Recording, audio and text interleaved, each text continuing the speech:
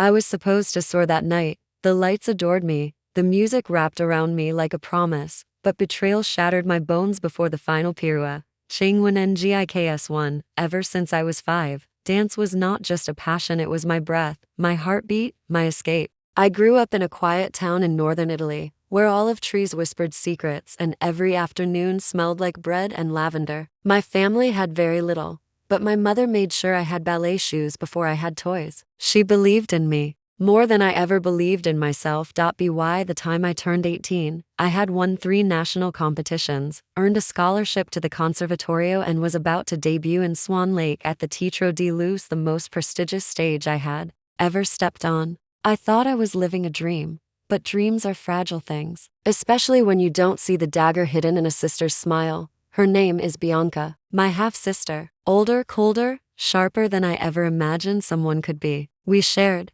a father, but not a bond. She danced too beautifully, fiercely, but always in my shadow. No matter how much she trained, how hard she pushed, the spotlight always found me first. And that night, the night of the performance, everything changed. I was backstage, stretching, the adrenaline humming beneath my skin. I didn't notice the subtle tampering, the slight shift in the placement of rosin powder, the slippery floor where I would land my final grand jet. I didn't notice Bianca's eyes watching, waiting. The curtains lifted, the music swelled. I danced, and just as I reached the final sequence, my foot slipped. I heard the bone snap before I felt the pain. The world spun, then darkened. When I woke up, I was in a hospital. My ankle shattered in 3 places. The doctors said I'd never dance again, not professionally. I remember Bianca's voice, cool and laced with mock sympathy. "So sorry, Clara. Some stars just burn too fast." The newspapers called it a tragic accident, but I knew better. She had taken my wings, but she didn't know I was already learning to fly without them. They told me I was lucky to be alive. They said it could have been worse: paralysis, head trauma, even death. But when they wheeled me out of that hospital with screws in my ankle and pity in their eyes, I didn't feel lucky. I felt forgotten. The world of ballet is merciless. One slip and you're replaced. No questions, no mourning. By the end of the week, Bianca had taken over my role. By the end of the month, no one even mentioned my name. The posters came down. My dreams, it seemed, had an expiry date. I moved back in with my mother in our crumbling little home. She cried silently at night, thinking I couldn't hear. But I did. I heard every sob, every whispered prayer. I stayed in my room most days, the painkillers dulling not just my leg, but everything else too, until one morning, I opened the window. The light hit my face, and for the first time in months, I breathed. It wasn't dancing that I missed the most, it was control. The feeling of being in charge of my body, my fate, my story. I realized then that maybe, just maybe, I didn't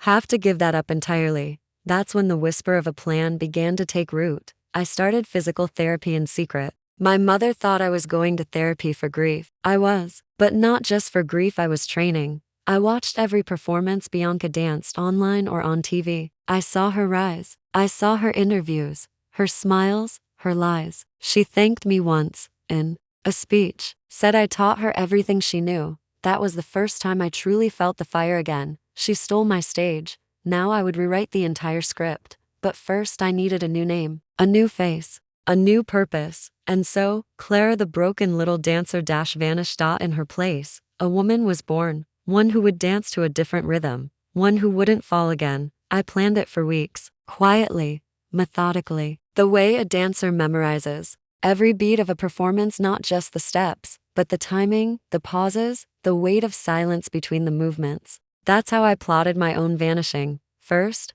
I deleted my online presence, my old accounts, my photos. I asked my cousin to forward my mail to a fake address. I even changed my hair, dyed it deeper, like midnight. When I looked in the mirror, I saw a stranger. I welcomed her. Her name was Elise Marin. Elise had no ballet past. She wasn't injured. She was a traveling arts consultant, working with small dance academies across Europe. It was a story built on just enough truth to pass, and just enough fiction to shield me. And then I disappeared. I left a simple note for my mother.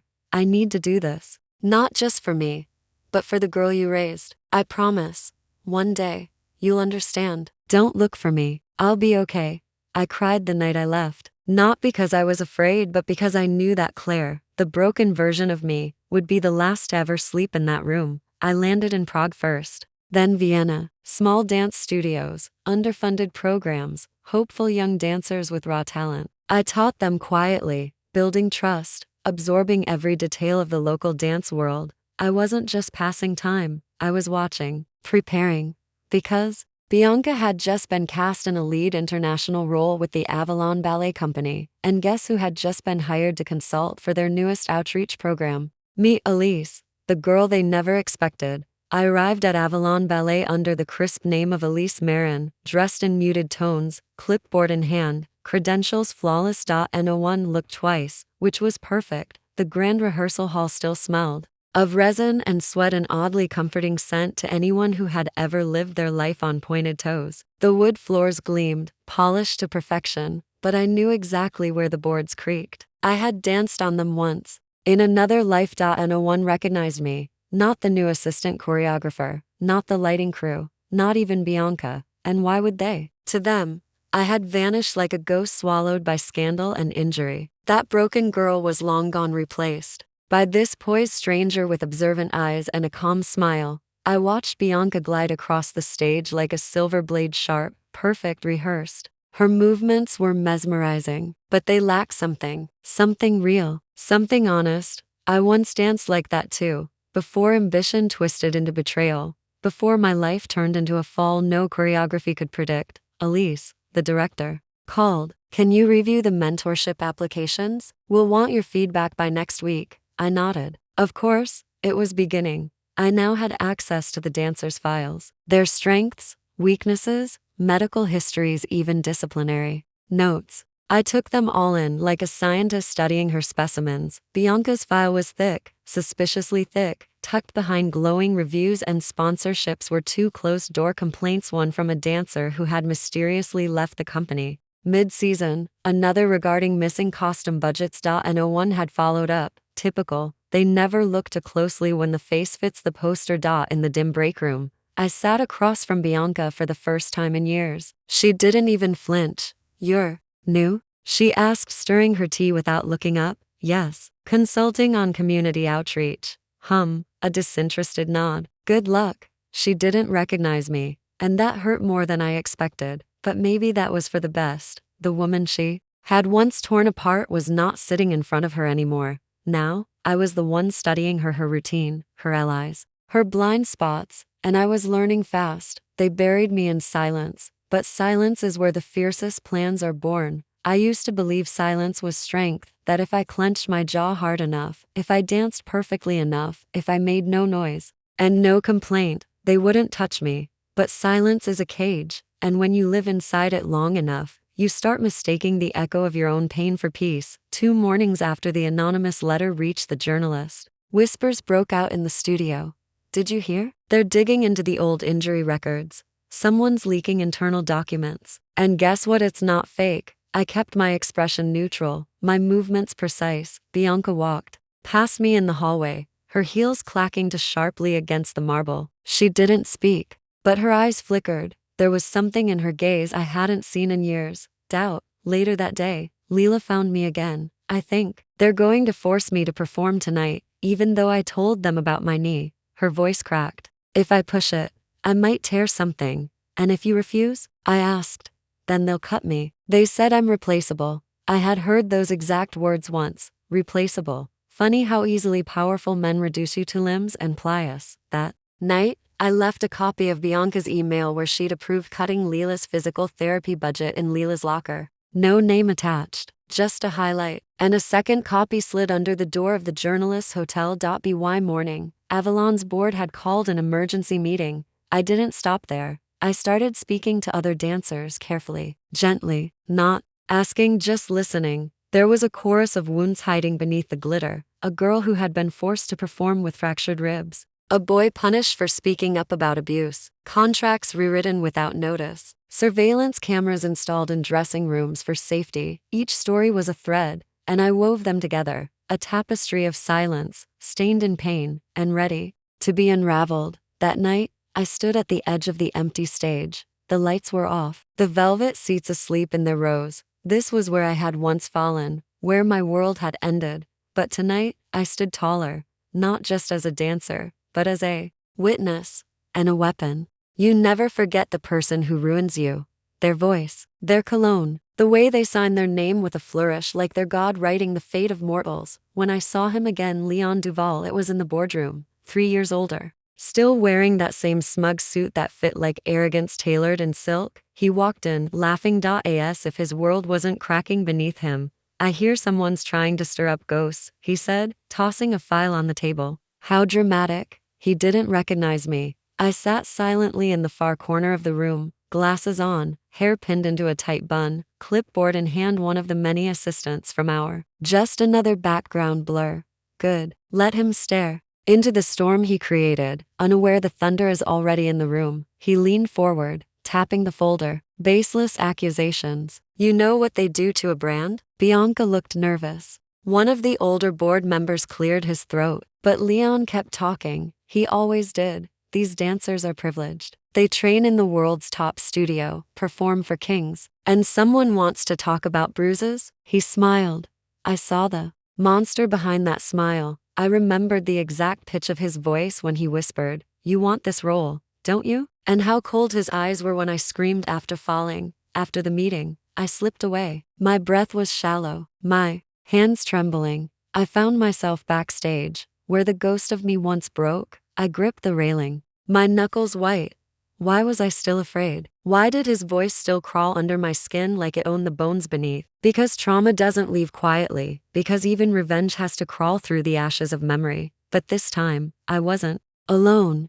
Leela found me there. She didn't ask why I was crying. She just stood beside me. I saw him looking at me the same way, she said softly. Like he already owned the ending. He doesn't, I whispered. No, she said. Because, this time, the story's being rewritten. That night, I sent the next file. Not just words, not just whispers, but a full list of medical records I'd saved from the old servers. Reports altered, dancers unpaid, notes from trainers, internal memos. Leon's signature. It went straight to the journalist, and this time it had my name, not Elise, but the new name I had chosen, and the truth I no longer feared. You can wear a mask for only so long before it begins to rot. He wore his like a crown, but underneath, he was just a coward who preyed on broken wings. Tomorrow, I would stand in the light. Night blanketed the top floor of Avalon's headquarters. The lights were off. Only the glow of street lamps filtered through the glass walls, flickering like restless ghosts. Leon sat alone, collar loosened, tie undone. A half-empty glass of whiskey trembled slightly in his hand. He used to be fearless, but tonight, what he feared wasn't justice. It was me. The door creaked open. Heels clicked against the marble floor, slow, deliberate, and sharp as the rhythm of his own heartbeat. Leon, I spoke softly. It's been a while. He looked up. His eyes widened in disbelief. Elise? Silence stretched between us, thick and electric. Then he let out a laugh, short, bitter, exhausted. I thought you were dead, and that, I replied, was your biggest mistake. I stepped forward, each movement echoing with memories, the cancelled performance, the erased evidence, the whispered promises, the tears no one saw. What is this? He asked. Your big revenge? I smiled, not out of anger or triumph, but with the serenity of someone who had walked through fire and survived. No, I didn't bring you down, Leon. The truth did. He said nothing. I placed a thick file on his desk. Inside, whistleblower letters, internal emails, signed testimonies, copies already sent to regulatory agencies, major newspapers, and most importantly, former victims. You tried to silence one voice, but you can't mute an entire chorus. Leon leaned back, eyes hollow. I built this empire. No, I said gently. You built a golden cage, and locked people's dreams inside it. I stood. Nothing left to be said. As I walked out, I glanced around at the glass walls that once reflected the hopeful eyes of a young dancer. I had loved this place once. It broke me, but tonight, I left, not as a victim, but as a survivor. News at 9 p.m. Leon Vassell arrested for multiple charges of fraud and ethical violations in the management of Avalon Corp. Over 40 former dancers and employees have come forward demanding justice. And me? I didn't stay for glory. I left the city quietly. No trophies in my suitcase. No stage lights waiting, only a journal that held my story, and a train ticket to a lakeside village. Subheading: You don't need applause to shine. The village was quiet. No theaters, no mirrors, no critics. Just morning fog drifting across the water, and children's laughter echoing through dusty fields. My name wasn't Elise anymore. I went by Miss Lena now, the woman with the books and old ballet slippers. They didn't know about Avalon, and I didn't tell them. What mattered was what I became after. Every afternoon, I'd teach a small group of kids, some barefoot, some shy, some with the same fire I once had. We danced on wooden floors, under cracked ceilings, to music played from a second-hand speaker, but it was real. And free. No sponsors, no auditions, no fear. Some days, I missed the stage lights, but then a little girl would spin clumsily and giggle, and I'd remember. This was the dance that mattered, not for fame, but for healing. A tea night. I'd write, not for an audience, but for the girl I used to be, the one who thought her worth was measured by applause. Dear Elise, I wrote, you didn't vanish. You transformed, and your story didn't end in tragedy, it ended in truth. And somewhere out there, I hoped another woman forgotten, hurt, silence might read those words and whisper, if she could rise, so can I. The end. But every ending is a beginning, too.